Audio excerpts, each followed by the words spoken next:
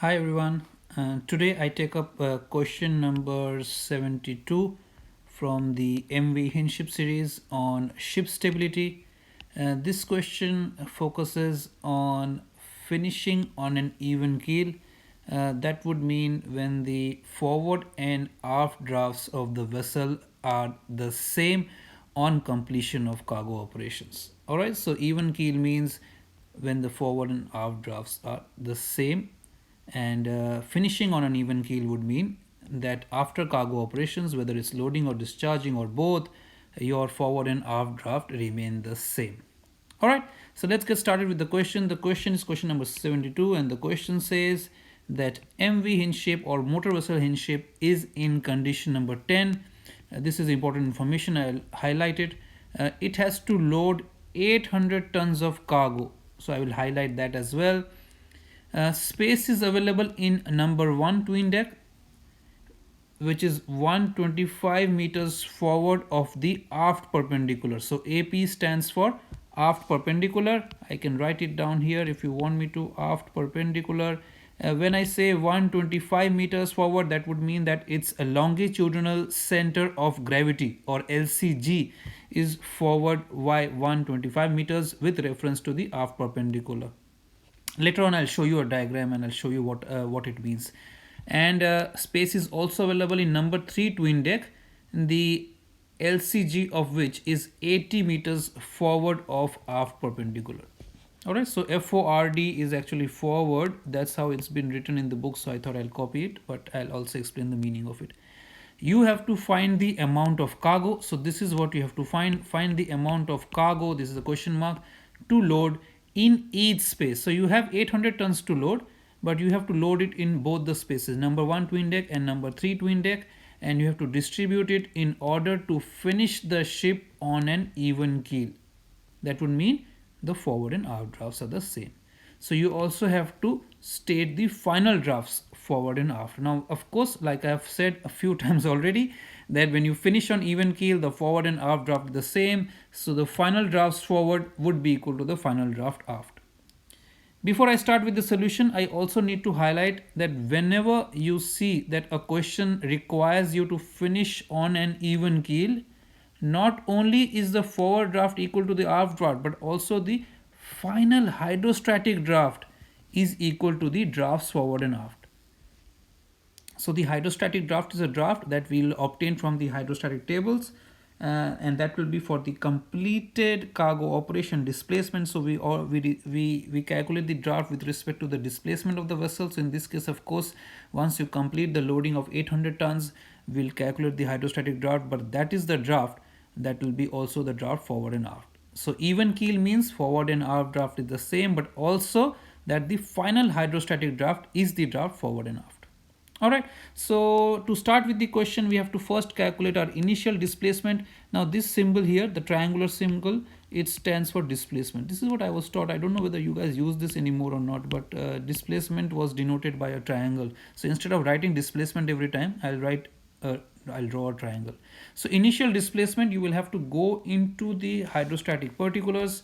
For MV Hindship, you must be having this booklet. If you don't, then just look at my booklet here, and you can see here I will highlight that this is condition number 10. On the top you can see it's written. So if I switch this off, you can see condition number 10 written at the top, right? So this is condition number 10. If you go into condition number 10, you can get the initial displacement right here at the bottom. Initial displacement, this is the initial displacement. You also have to get the longitudinal center of gravity, LCG. Look at the top of the column, it says LCG, and the LCG stands for longitudinal center of gravity. It's given in meters, but it is in reference to the distance from the aft perpendicular, AP. You can see AP written there, so that is what the distance is given with reference to. So you calculate the, or not calculate, but you get the values of the initial displacement and the initial LCG from condition number 10, and you can go back to the question now. So that's where I got the value from. So initial displacement is 16133. You got that already. I'll show you where I use the LCG value later on. Cargo to be loaded is 800 tons. This is given to you in the question. So you will load this cargo on top of the initial displacement. So your total displacement or your final displacement will become 16133 plus 800, which is 16933 tons. This is your final displacement after you finish cargo operations. So when you will finish cargo operation, once you finish it, what will be your LCB? LCB stands for longitudinal center of buoyancy. So LCG is longitudinal center of gravity, LCB is longitudinal center of buoyancy. So to find the longitudinal center of buoyancy, we will go back to the hydrostatic tables, and this time not in condition number 10, but where you have the hydrostatic particulars of the vessel displayed for different hydrostatic drafts. I'll show you what it looks like, and let's go and get some values there. Just remember the displacement value of 16933 tons. So when you go back here, this is where it is given. So you can see here for different drafts you have the different hydrostatic particulars given to you. Alright, now all this is for, of course, a salt water density of 1.025. Now here the density is assumed to be salt water, so we have no issues. The drafts are in the first column. You have to calculate the, so you don't know the draft, so that's not important, but you do know the displacement, which is the second column here, right? So I will erase the draft so that you guys don't get confused. We'll come back to the draft later on in the final part of the question. And then we have to calculate our LCB. Alright, because we know our longitudinal center of gravity, but that was for the initial stage. Now after we finish cargo operation, we should ideally be calculating longitudinal center of gravity, but you can see here in the hydrostatic particulars you don't have longitudinal center of gravity. So we'll calculate longitudinal center of buoyancy. Why? I'll tell you later. So let's calculate it first. This longitudinal center of buoyancy is also given with reference to the aft perpendicular, and the distance is in meters. Your displacement is 16933, which lies somewhere between a displacement of 16635 and 17116. This is where it lies in between. So 16933 lies somewhere here, right? In between these two displacements. Now with respect to these two displacements, what's the corresponding LCB? Corresponding LCB is 72.588 and 72.532, right? For against these two displacements. So you will note down these four values, the two displacement values and the two longitudinal center of buoyancy values, and go back to the calculation, and you can see that this is what I have noted down here. This is the displacement value and these are the longitudinal center of buoyancy values. But you have to find it for 16933, which lies somewhere between here. So you have to do some interpolation, right? So what will be the interpolation? So the interpolation is for a difference of displacement 481. What is 481? 481 is the difference between 17116 minus 16635. The two displacements that you got from the tables. For a difference of displacement of 481 tons, what is the difference in the LCB value? So the LCB value difference is 72.588 minus 72.532. The values that you got from the tables, right? So for a difference of displacement of 481 tons, the difference in the LCB value is 0.056. So for a difference in displacement of 298 tons, what is 298? 298 is your required displacement, that is 16933 minus 16635, which is your initial, or not your initial, but your displacement from which you are calculating the difference. So what for a difference of 298 tons, what will be the difference in the LCB value? So you have to do some cross multiplication here. So 298 multiplied by 0.056, you can see the calculation here, divided by 481. So you can see as your displacement is increasing from 16635 to 17116, your LCB value was decreasing, although partially, but it's decreasing. So therefore, as you will go from 16635 to 16933, your displacement increases, your LCB value should decrease. By how much? So when you do a cross multiplication, you get the factor 0.0347. You take this here and subtract it, 0.0347. This is what I have done here. So you can see the final longitudinal center of buoyancy value for the displacement of 16933 will be 72.588. This is the LCB value for 16635 minus the factor of correction, which you have just calculated. I'll call it factor of correction, and you get your LCB value. All right. Now because after loading operation you should finish on even keel. So if this is my vessel, again I'm not very good in drawing, so please excuse me for that. So I'll draw a propeller like this and I draw a rudder like this. So if you are an even keel, that would mean your forward and aft draft is the same. So that means that forward draft is the same. What is draft? Draft is from the water level to the keel of the vessel, right? So this is your forward draft and this is your aft draft. So it will be the same. So that would also mean, and I'll go back to my color again, that your longitudinal center of gravity is the same as your longitudinal center of buoyancy. Alright, they are the same, because if gravity was forward of buoyancy, then vessel will be down by head. If gravity is aft of buoyancy, then vessel will be down by the trim, or by the vessel will be down by the stern rather, not by the trim. But when you are on even keel, the center of gravity equals the center of buoyancy, or rather the longitudinal center of gravity equals the longitudinal center of buoyancy. Now what is LCB or LCG? Now if you draw a line from the rudder stock somewhere here, this is your aft perpendicular, AP. Now this distance is your LCG or LCB. So in this case your LCG becomes equal to LCB, and that's why when vessel is on even keel, your LCG, longitudinal center of buoyancy, becomes equal to longitudinal center of gravity. This is on completion of loading, because the longitudinal center of gravity that you saw earlier, that was the initial longitudinal center of gravity when the vessel was in condition number 10. But then you loaded 800 tons, and on completion of cargo operations you don't know your longitudinal center of gravity. So that's why you have to calculate your LCB from the hydrostatic tables. And because LCB will equal to LCG, if LCB that you calculated was 72.553, then LCG will also be the same value. And the distances are always measured forward of aft perpendicular. I have shown it to you. Alright, so now that you've got your LCG, which is your final LCG after loading is finished. This is your final LCG after loading operations are done. That's what you calculated.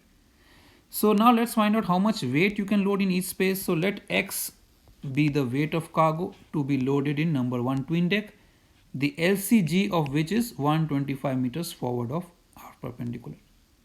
So total weight is to be loaded is 800 tons. So if you are loading X tons in number 1 twin deck, how much are you loading in number 3 twin deck? So in number 3 twin deck you are loading 800 minus X. That's the remaining weight that you are loading. And the LCG of which is 80 meters forward of aft perpendicular. So you put your displacement column here, put your initial displacement from condition number 10. This is condition number 10. You have your initial displacement 16133. You have your initial LCG before the loading operation. This is also from condition number 10. Remember that I showed you? Multiply the displacement by LCG, you get your initial longitudinal moment. This is your initial longitudinal moment. Then you will be loading X tons of cargo in number 1 twin deck, 125 meters forward of aft perpendicular. The LCG of number 1 twin deck is 125. Multiply the two, you get 125x. Because you will be loading it, you will be adding this. And similarly, you will be loading 800 minus X tons in number 3 twin deck, 80 meters forward of the aft perpendicular. So multiply these two values and you get 64,000, because 80 multiplied by 800 is 64,000 and 80 multiplied by X is 80x. And again you will be adding this because you are loading the cargo. So your final displacement is 16933, because 16133 plus X, so again you will be loading all this, plus 800 minus X, X gets cancelled. So 16133 plus 800 is 16933. This is your final displacement, right?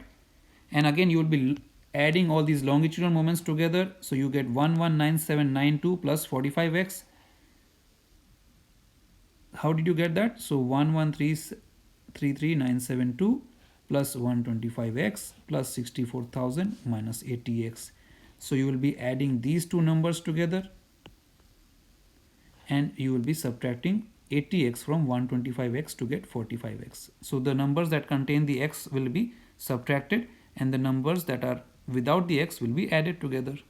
Alright, you cannot add 80x to 64,000. You can just keep it like the way it is, right?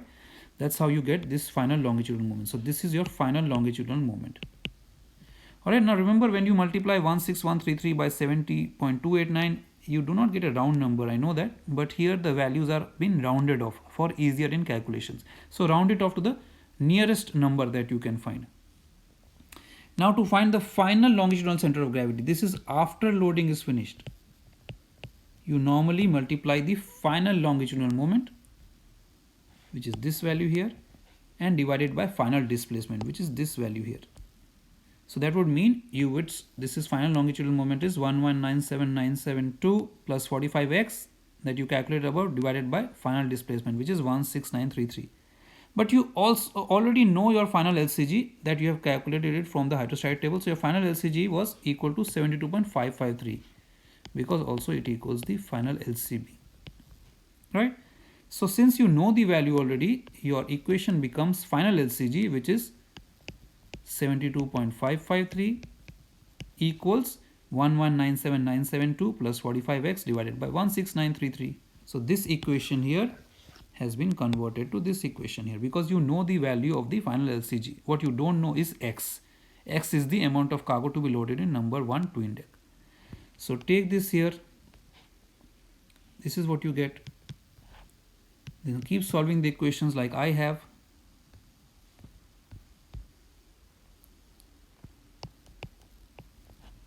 Alright, so keep your x on one side, take this value here, becomes negative 45x equals 30568, x equals 30568 divided by 45. Again, the numbers have been rounded off to the nearest decimal number, but the weight that you calculated is 679.3 tons. Of course, if you make this 679, that's no problem. Depends on your lecturer here, of course, but you can keep it 679.3 or you can make it 679 tons if you want to. So if you are loading 679 tons, 679.3 tons, and X is cargo to be loaded in number 1 twin deck, how much do you load in cargo in number 3 twin deck? Because you have to load total of 800 tons. So it will be 800 minus 679.3, which is equal to 120.7 tons. So 120.7 tons goes into number 3 twin deck and 679.3 tons goes into number 1 twin deck. Alright, so after loading 800 tons, final displacement we know is 16933. So what will be the final hydrostatic draft? So to do that, you again have to go into the hydrostatic tables and do what I did something before. So go back into the hydrostatic tables. So you can see here, I'll erase some of this so that you guys don't get confused. You can see here that your final hydrostatic draft, which final hydrostatic displacement is 16933, which again lies between these two displacements, right? 16933 lies between here. And the corresponding drafts are 8 meters and 8.2 meters. This is the draft. So note down these four values, go back to the calculation, and you can see that for a displacement of 16635, draft is 8 meters. For 17116, it's 8.2. You have to calculate for 16933, which lies somewhere between these two. So again, do the interpolation as we have done before. So for a difference of displacement of 481 tons, which is the difference between 17116 and 16635, the difference in the draft is 0.2 meters. How do I get 0.2? 8.2 minus 8 meters.